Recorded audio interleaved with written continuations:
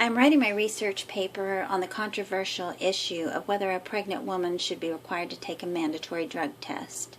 There are many that feel that it's a violation of the woman's civil rights, and others feel that the infant should have the right to be born addiction-free. Whenever a pregnant woman goes to the doctor during their prenatal care visits, they are tested for many STDs such as HIV, chlamydia, herpes, and gonorrhea. Why?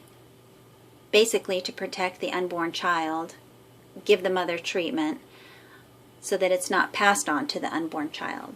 An example of this would be if a woman tests positive for herpes and she is having an outbreak at the time of her delivery, she has to get a C-section rather than have a vaginal delivery so that the virus is not passed on to the baby.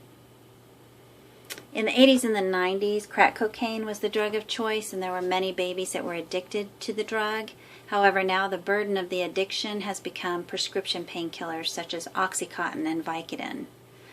A lot of these drugs are prescribed for previous injuries, and the mother became addicted prior to becoming pregnant. And yet there are some that are illegal street drugs that these pregnant women become addicted to. Prescription painkillers are highly addictive, and it's very hard to give up once you have become addicted to them. And there's no one, especially a pregnant woman, should quit cold turkey. Once the mother starts withdrawal, so will her fetus, which could cause a spontaneous abortion. Pregnant mothers should enter a treatment program where they are given methadone or Subutex, which will lessen the withdrawal symptoms. Infants born to mothers who have had treatment in a treatment center have less severe withdrawals.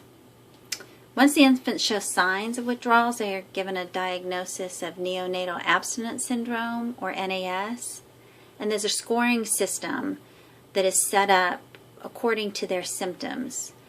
If the infant gets 3 scores greater than 9, then they are put on morphine or methadone. And the scoring consists of several things, and these are like fever, sweating, sneezing, yawning. They have a high-pitched cry. They scratch their face. They have skin breakdown because they have loose stools. They don't know how to stop eating, so they'll eat until they vomit. We have to actually stop these infants from eating.